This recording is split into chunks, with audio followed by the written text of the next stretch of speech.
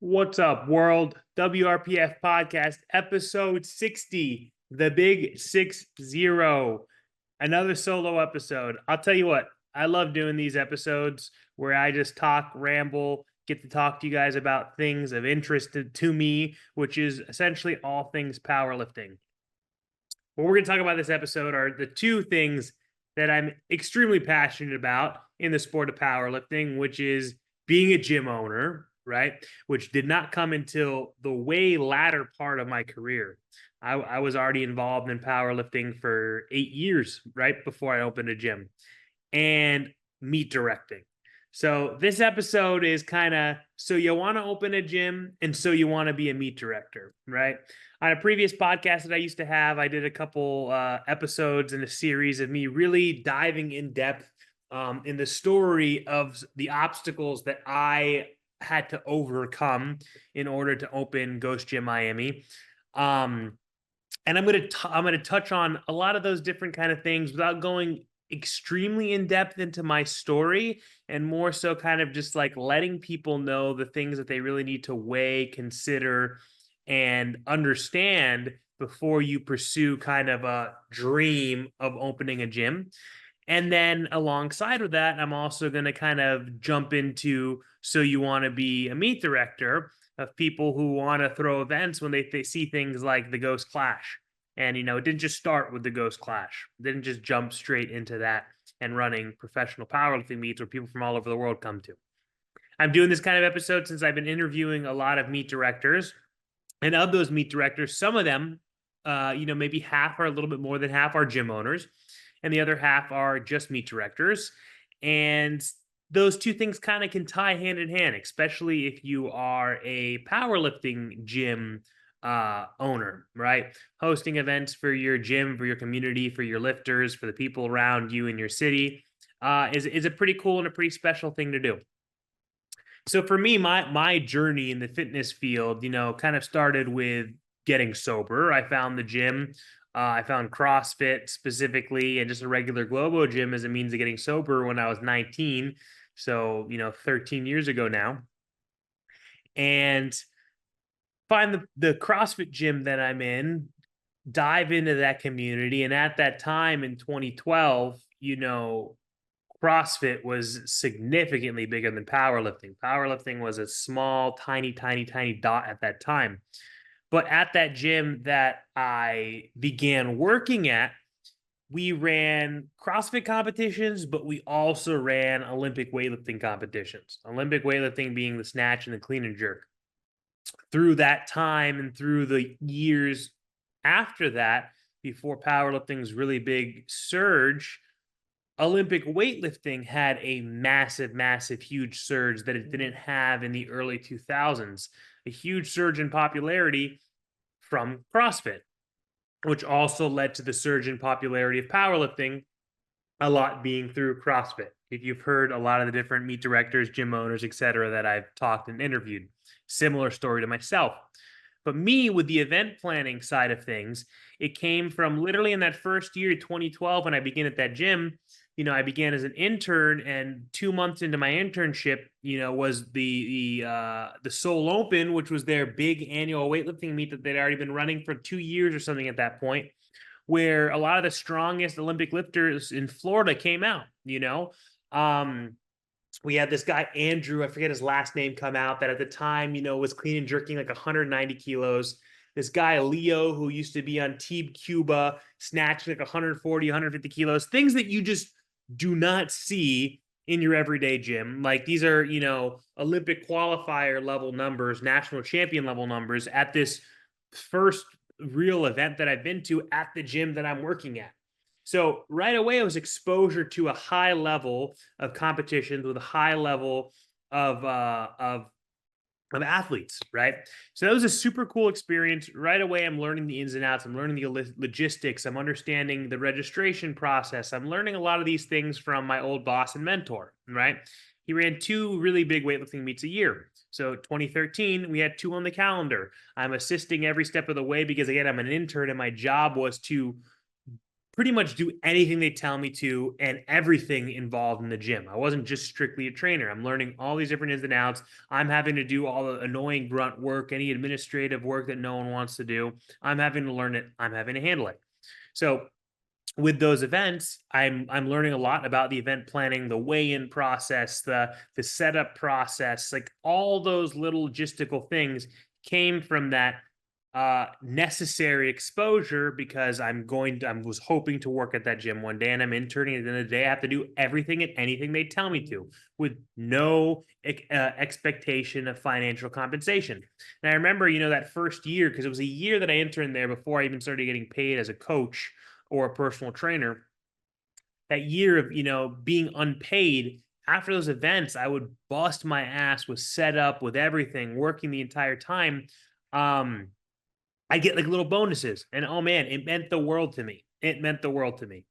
So around 2013, so a year into being there, being involved in those meets, I tried Olympic weightlifting. Wasn't for me. I start powerlifting, and I had the idea in the back of my head that I'd like to do something with powerlifting. Right? I'd like to run powerlifting events. But what was the first step? I had to get involved with powerlifting in the state of Florida first to begin with. So around 2014 through 2015, I start taking athletes to powerlifting meets all around the state. USAPL, USPA, all around the state of Florida, traveling 3, 4, 5 hours, going to all these different competitions, taking all my athletes from my club, because at this point I've started a powerlifting club, to these competitions. And through all this, of course, we still have our Olympic weightlifting competitions, 2014, 2015. While I'm also involved in powerlifting, I'm very still heavily involved in Olympic weightlifting.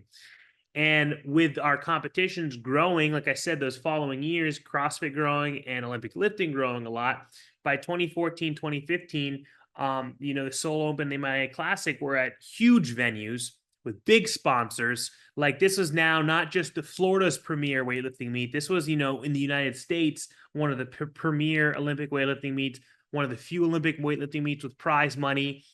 Really cool venue, amazing live streams at the time, way ahead of, what other Olympic weightlifting meets were doing. And so I was super involved and I started getting really involved. It was really fun. You could probably still find the live stream somewhere on YouTube. I was like the head of commentary. As you can see, I like talking, and I brought like a very different side of commentary to Olympic weightlifting because our meets were also very different from traditional Olympic weightlifting, right? With music, etc. And again, that also plays in the evolution of powerlifting alongside the evolution of Olympic weightlifting. So 2014, 2015, very involved in powerlifting in Florida. I become a judge in 2015. So that's my first step. What are the steps? We're talking about, so you want to be a meet director. First is you have to just be involved in these events in every atmosphere that is not a judge or a competitor. You have to be at those events from inception to completion. Judges arrive at the meet when the meet director already has everything all set up. The TVs, the this, that, and the other. The registration's already full. You miss so much. People think that the step is become a judge and then now I could be a meet director. Well, I'll tell you, you're going to miss a lot of additional insight if you try to just go that way. You need to be someone who you attach yourself to that meet director. I was fortunate that he ultimately was my boss and I had no choice, but you want to be there for every step of the way. You're there, if you're running in a gym, when the gym is normal, and you want to watch how the gym gets transformed into an event venue. You want to watch everything that needs to be set up, and you need to take note and learn that from the meet director. Oh, okay, I need XYZ chairs because we have XYZ lifters. Little monotonous BS that goes beyond just, I'm a judge, so now my next step is I could be a meet director. No, you have to be involved with all that little stuff. Be involved as a spotter loader. Know how your spotting and loading crew needs to run. Run the computer. Know how the computer needs to run. Help at the door. But again, that setup, that tear down, a lot of that visual aspect, understanding supplies and stuff you need is a huge, huge, huge piece where I learned that all for years before I even became a judge granted a judge for a different sport. I was judging for Olympic weightlifting at all of our competitions as well. It didn't have the same kind of process to become a judge, but besides the point. So then 2015, I become a judge, and it sparks my interest to begin running powerlifting meets. So 2015, it was either 2015 or 2016, was my first competition that I ever ran. And it was the Seoul Open 4 or 5 or something like that, the Super Total edition. So what's a Super Total? It's you doing Olympic lifting. So 3 attempts snatch, 3 attempts clean and jerk. Powerlifting, 3 attempts squat, 3 attempts bench, 3 attempts deadlift. So, super total meets were something that you once in a while saw them being ran. And, there was no like exact textbook how to do it. So I just said, fuck it, I'm going for it. The Olympic lifting portion was the first portion of the day, and that was ran sanctioned by the USA Weightlifting, ran traditionally, ran by the book.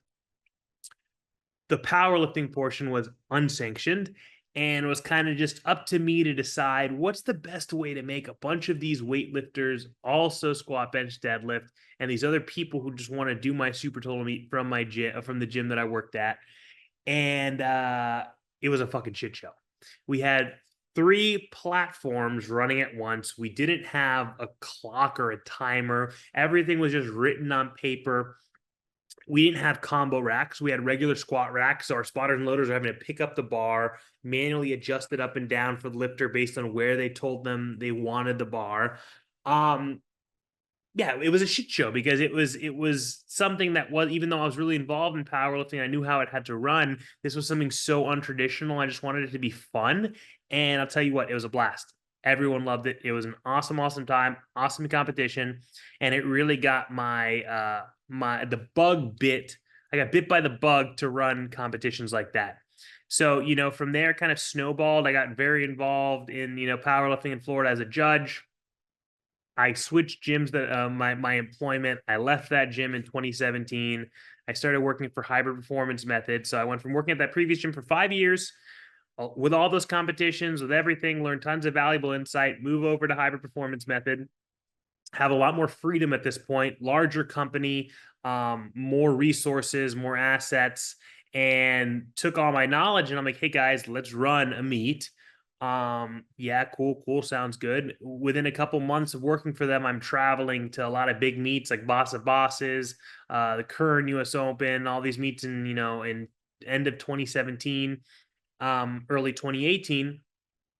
And I'm like, all right, let's get something in the books. And that's where the Hybrid Showdown was born, where it was intended to be just an amateur, anyone can enter powerlifting competition, and then just a deadlift only. Then that's where we wanted to have the fun portion of it, like that Super Total meet I'd previously done. That was all invites, all pro level lifters, prize money, unsanctioned, come deadlift only, standard powerlifting rules apply. And so that was the first kind of competition that I ran. However, with the USPA, I wasn't given the freedom at that point to be the sole meet director. So the state chair had to be the meet director. And that kind of started my transition. You guys may have heard me talk about this a little bit, where I didn't want to have someone else be the meet director. And that was, kind of the hierarchy with the USPA in the state of Florida at the time. So that's where I got my friend Dan Green on the phone, and I started running WRPF meets. So by that following year, we had, I think, 3 WRPF meets all on the calendar, all traditional style. 2 of them just being regular local level competitions, with the third being, the Hybrid Showdown 2, the pro level. We elevated the pro level higher. But from the beginning, from that inception of that first Hybrid Showdown, which was really my first actual meet that I ran, or co-ran, it was kind of always a pro-am atmosphere. I wanted to mix amateurs with professionals and kind of create this really cool platform. And I think a big reason for that, for me wanting to do that, is because I've never been a super strong guy. I don't have what it takes to be a pro powerlifter. But in that year 2017, when I come start working for hybrid and I'm traveling around all these big meets and getting to meet all these people and be exposed to all these people, I love the idea of being able to unify an average Joe like me with their like me with an idol, and be able to lift on the same platform. And some of the competitions we're doing at that time, some were strictly invitational, like the Kern, some were pro am. So that was a concept that I liked, and that was a concept I loved, and I ran with it. Running 3 years of the hybrid showdown before starting the Ghost Clash. But all that to say is it started with years and years of me just behind helping with event planning, understanding event planning, um, and really growing a passion for it and being involved in the sport for a long time. And I think that kind of set me up for success and longevity, where I'm not someone who I throw one powerlifting competition, two powerlifting competitions, and they just start going down. Now the quality is not good. People don't want to come back, whatever it is. You guys have heard me say the sport of powerlifting is growing exponentially, has grown so much since I started over 10 years ago now. But you got to offer something good. You have to offer something people like, something that people have fun with for them to want to come back. But where do you start? Start by being there every step of the way and being there with open ears and an open mind. Because unless you have a willingness to learn and soak things in, you're never going to be as successful as that person who is trying to help you or who's currently doing it. Right. So that's kind of my advice, and that's kind of my story of the snowball of becoming a meet director and running events and my course of action. So it's get involved with the competitions on the smallest level possible. Be there constantly. Ask tons of questions. Learn all the nuance in and outs.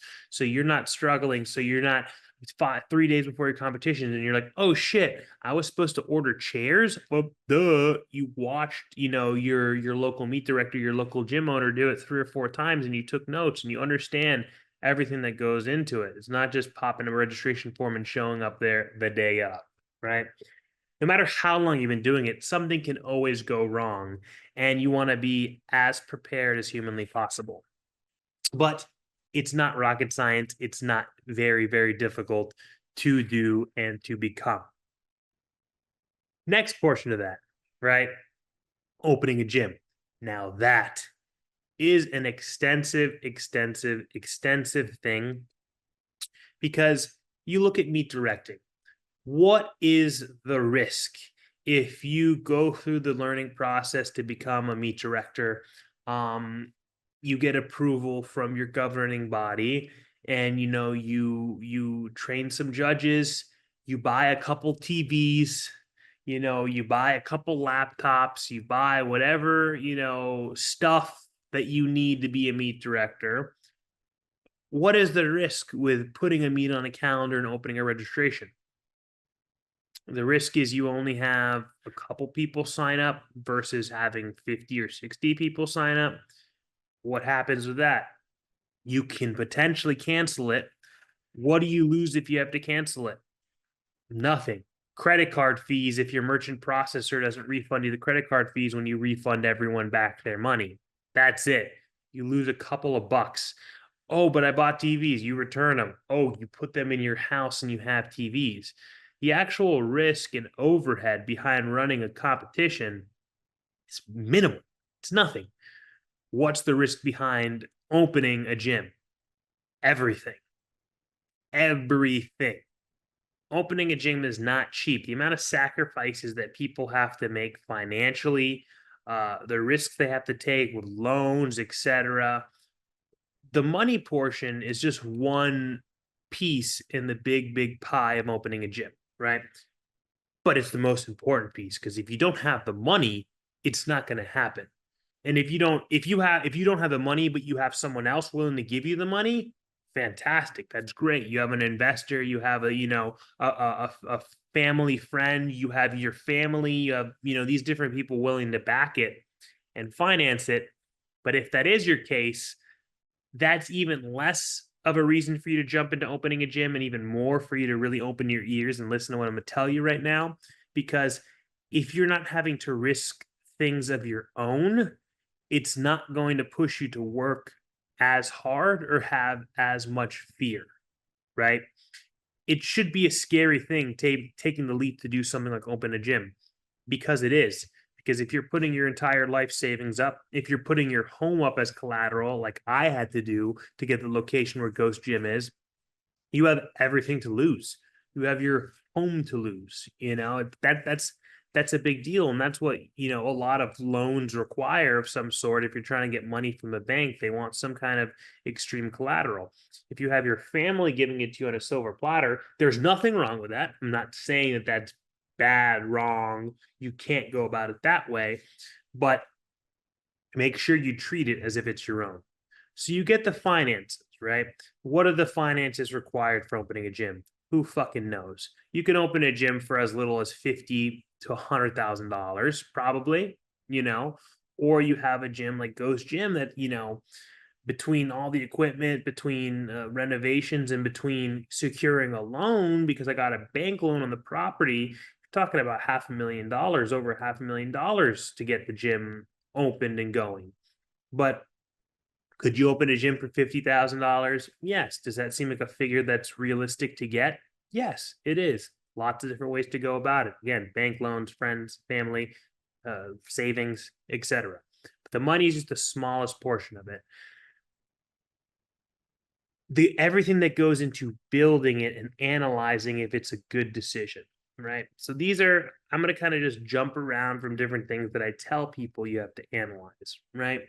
First, you have to look at and know your market. Who are you going to have sign up for your gym, right? This is going to be determined by where you live, what town you're in. Are you in a tiny, tiny, small town? Are you in a big, big city? Whether you're in a small town or a big city, how many gyms are there in that city? You have to know, again, going into knowing your market. Are you opening strictly a powerlifting gym because you love powerlifting? And I'm going to assume a lot of people listening to this are powerlifters. They probably love powerlifting. If you're considering it, you thought about it, you want to open a powerlifting gym. Are you opening a powerlifting gym in a city where there's already 3 or 4 other powerlifting gyms, right? What are you going to do that's going to make your gym better than all those other gyms, right? Are you opening a powerlifting gym in a city where there's a million corporate gyms where there's no powerlifting there and you're going to attract all the local powerlifters? Good, great. How big of a market is it? How many local powerlifters are there? How many of these people are there that are going to buy into you and to your competition, or to your gym, right? So analyzing your market, seeing if there's a need for it, is, to me, the number one big, big, big step. Further analyzing your market is deciding kind of a location where you want to be, right? Because you can live in a city like Miami and there's endless different areas that you could put it in. And if you put it in this area versus this area, even though they're not that far from each other, this could yield a completely different result than what this would yield. And same if you put it here, here, here, here, here, here, here, here, here, right? So figuring out your location is also really huge for you to then determine, okay, is my market going to be strictly the powerlifters who are willing to drive here, or am I going to drive off of local traffic? And that's something that Ghost Gym has been built off of that was not in my original plan or not in my original desire, but I pivoted and it worked out for the best. Ghost Gym was going to be a strictly powerlifting gym in a slightly sketchy area of Miami where my overhead was going to be way, way, way less. So way, way, way less risk. And I had to pivot into an extremely high income area of Miami with a much, much higher overhead. But then what did I do? I made it the most attractive facility possible that I can lure in all these people who live in a 1 mile radius, who want convenience of a nice gym, are willing to pay for it. And ultimately, they don't mind leaving their gyms that they're currently at right now.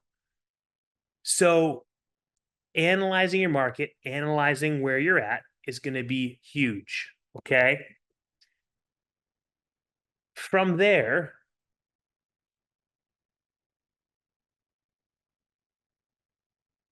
you're going to want to decide how large a facility you want, how large of a facility that you're going to need to facilitate what you want. My advice to people is you want to start as small as possible and grow from there, right? Starting smaller is going to tend to mean lower overhead. You have to look at all these expenses, look at, how much risk you're jumping into. If you want to jump into having the biggest gym in town, bigger than everyone else, and have 15, 20, $25,000 of overhead every month, that's going to be a lot of members and a lot of income you're going to need to cover that. If you start small, you can always grow further from there. And that also goes into deciding your area and deciding your market. Because if you want to just be strictly a powerlifting gym, you can just go in, not great area, have the powerlifters that live within 30 minutes. They're all willing to drive, but you're not looking to pull any local traffic.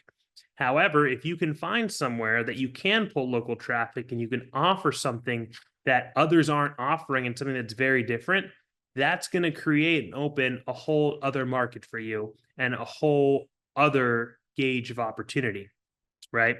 So it's a lot to analyze. But the number one difficulty in of it all is finding and locking down a location.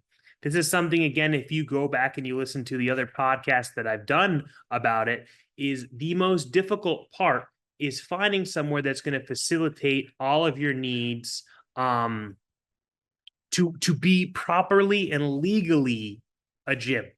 Legally, right?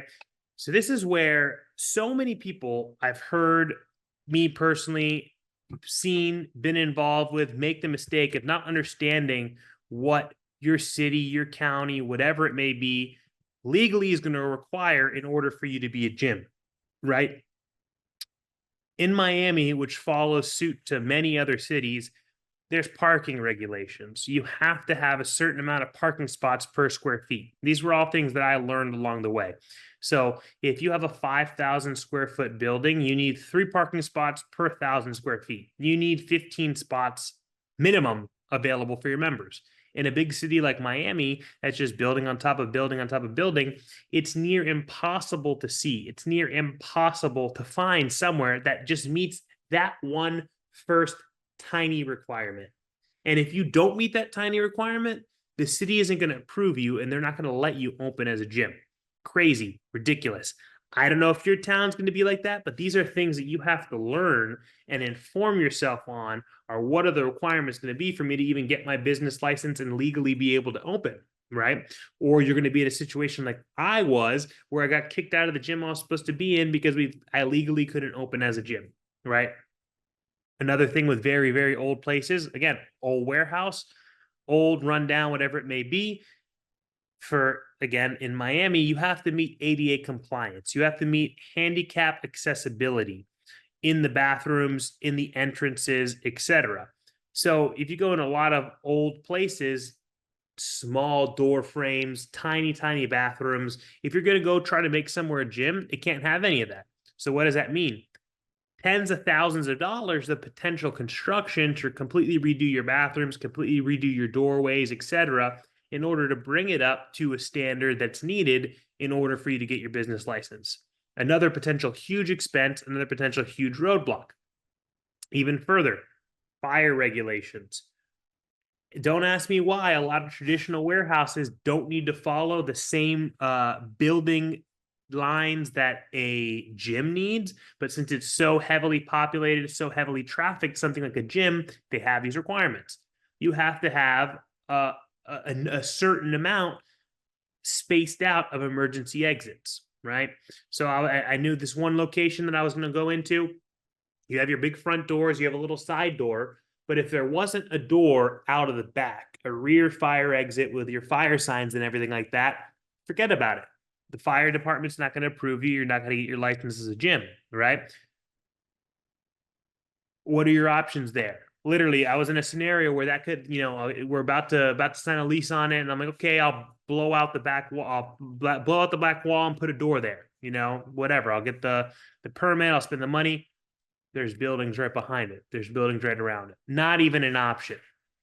So there's a lot of really, really small things that you have to know and understand. And it's really the most important thing in order to ever even get your doors open is, can I get issued a license by the city and can I even operate legally?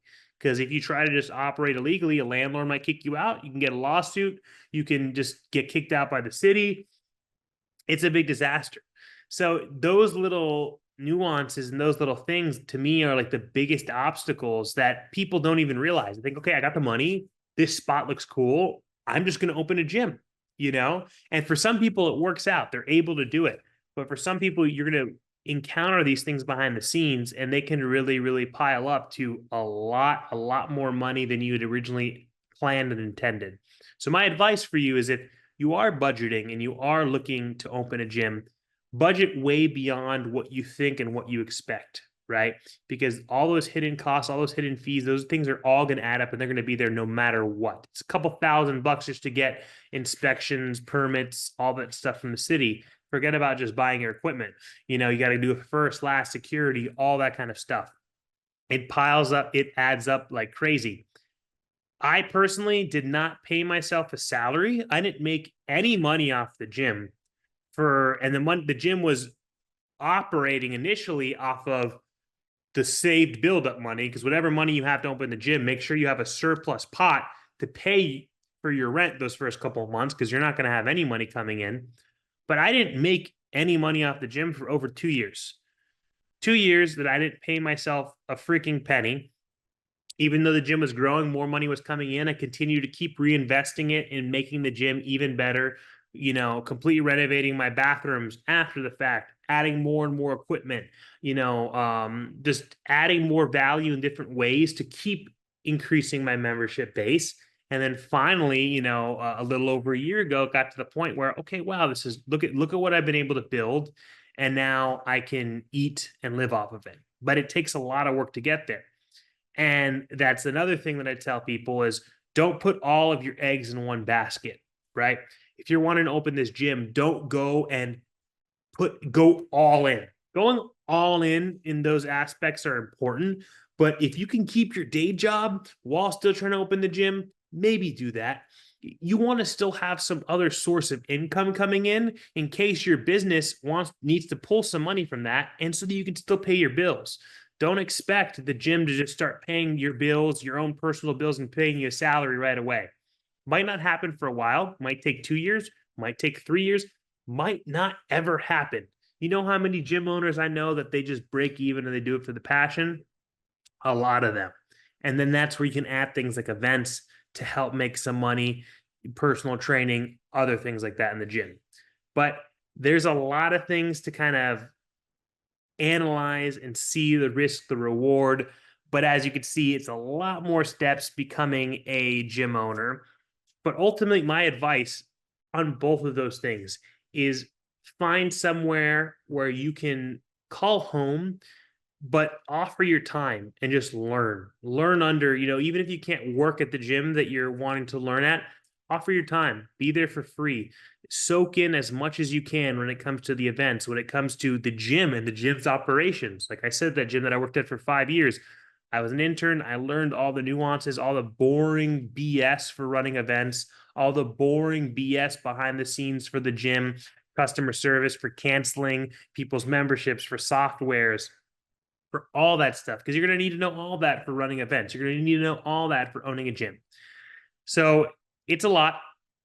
I just figured, because it's the number one question, you know, every gym owner, I can't tell you how many young kids come up to me at my gym. Oh, I want to open a gym one day. What advice can you give me? My advice is usually don't do it, or wait a really long time. Like I said, it wasn't until 8 or 9 years of this being my career till I finally did it for myself, and I was able to do it the right way. For every gym that opens, a ton of them close. So if you do open a gym one day, don't let that be your gym. Keep getting involved in the sport of powerlifting. Volunteer at your next meet, spot, load, judge, be there from setup to putting the gym back to normal. Learn all that stuff and really analyze your options when it comes to you eventually wanting to open a gym.